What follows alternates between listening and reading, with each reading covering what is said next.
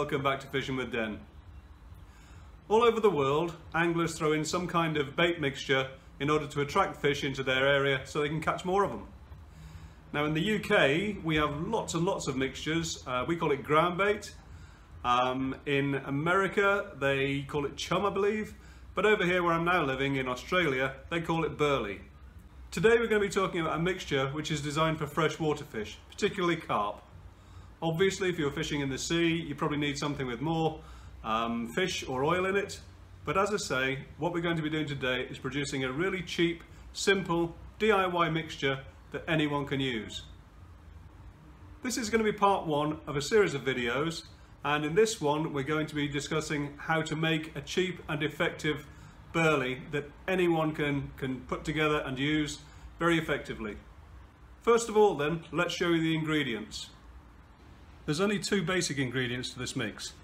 The first is a bag of breadcrumbs. This is a 500 gram bag which you can get in any supermarket. Just basic breadcrumb. And then a box full, about the same amount of these.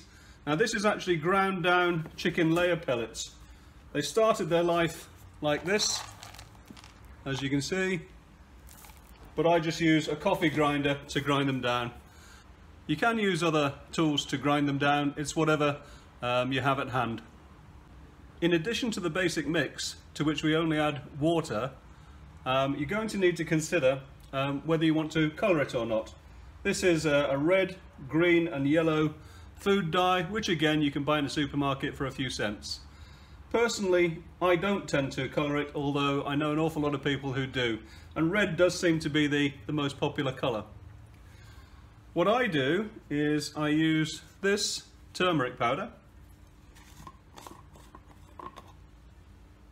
As you can see, it's a nice gold colour. This provides both a taste and a colour to the mixed groundbait. Other things you can do, if you don't want to use turmeric, you can use something like vanilla essence. I've seen people use molasses. I've also seen them use the water from the corn kernels. That's actually quite a good one for some flavour. There's any number of different things you can use. Just be aware though that some things, like molasses, when you add it to water, are going to make quite a sticky mixture, and that could mean that instead of having a light fluffy mix of burley, what you end up with is a ball of paste which is just doughy and is never going to break down, and it just lies on the bottom and does you no good whatsoever. So having discussed the basic mix that I'm proposing to use, let's get on with making it, shall we? So we've got the three ingredients we're going to use. We've got the breadcrumbs, the ground down chicken layer pellets and the turmeric powder, and that's how I make a lot of my ground bait. First of all, you have to mix them all together.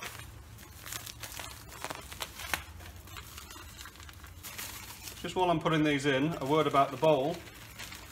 You will see on a lot of videos of this type, people recommend to use a round bucket. That's fine, no problem, you can do that. They do say steer away from bowls, but because this one's got nice open bends on the corners, I don't mind using this, I just find it easier. The reason they say don't use bowls is because if you've got one with a very sharp corner on it, sometimes the bait gets caught in there and doesn't get properly mixed around. So, we've got the breadcrumb in, pour the ground pellets in, and then we just need to add some turmeric powder.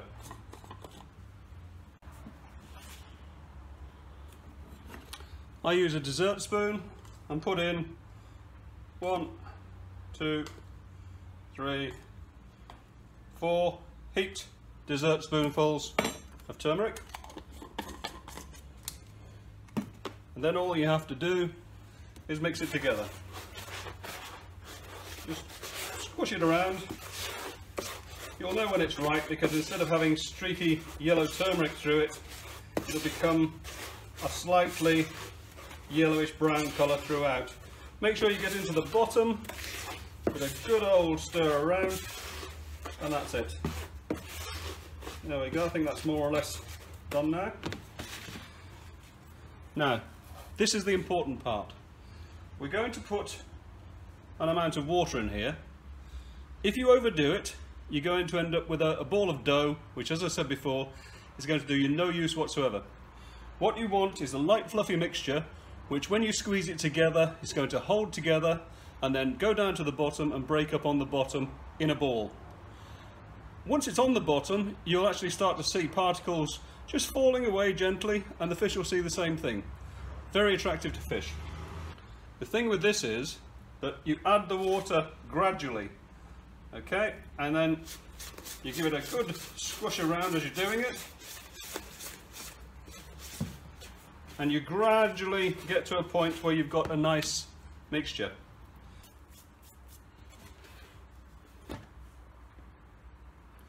This is the mix about ready, folks. Nice, lump free, or relatively lump free. Don't worry about the odd one or two here and there. As you can see, it's also gone brown. That's the effect of the turmeric, and it gives it a nice golden glow.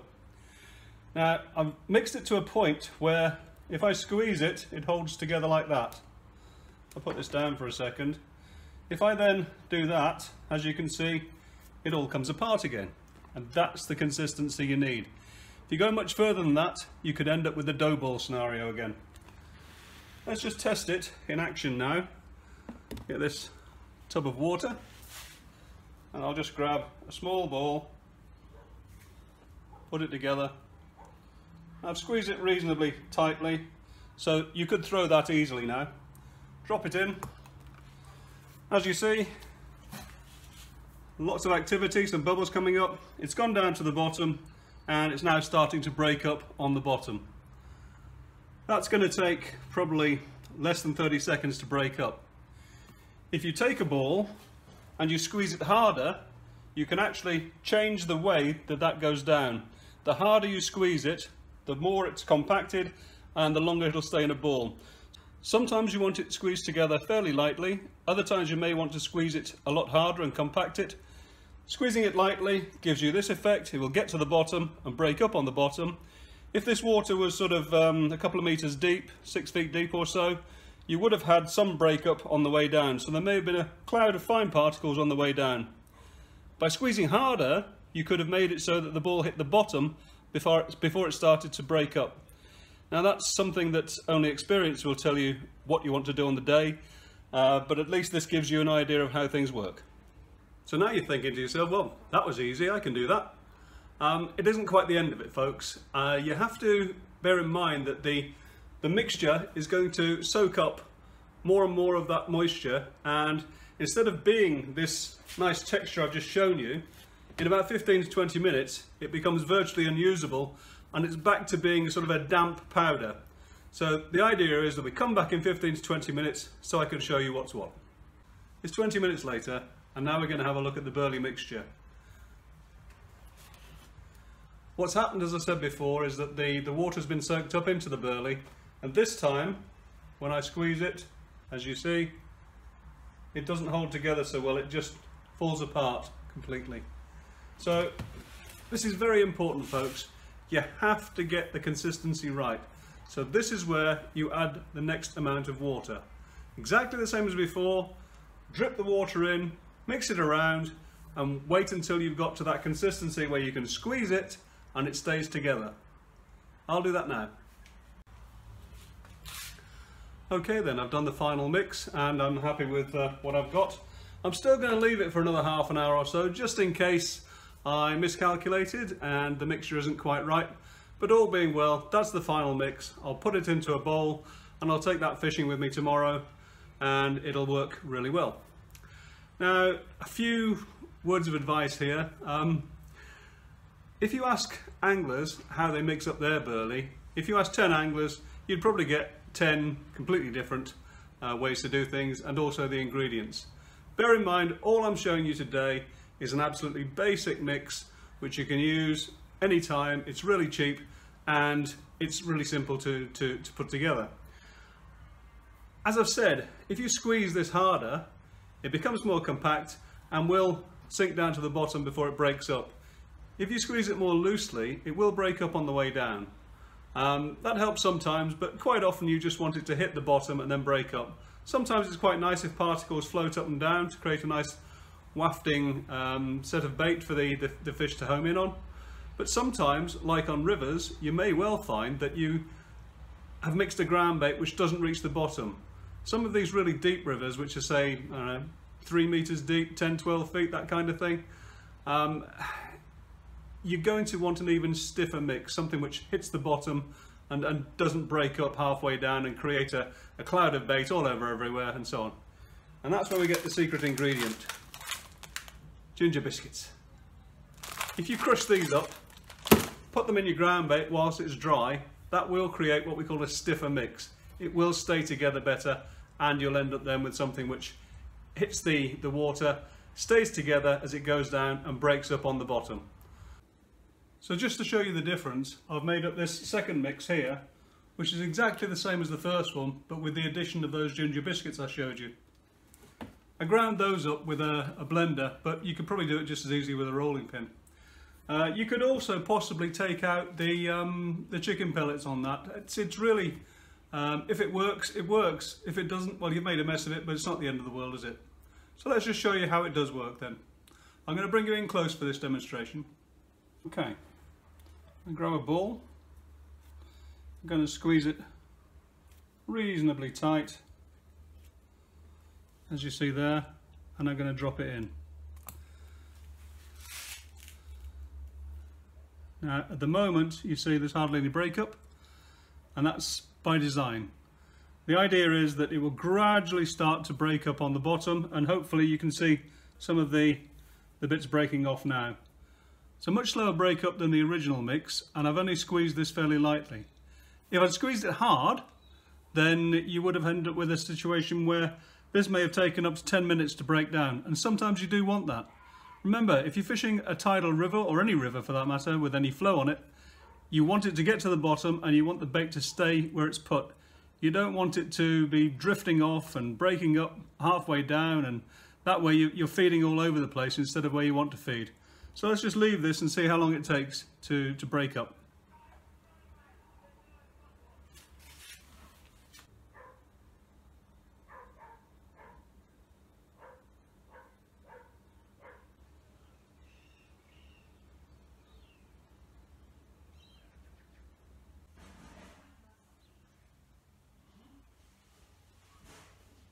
So that's how long it's taken to break down then, folks. It's been a good few minutes now.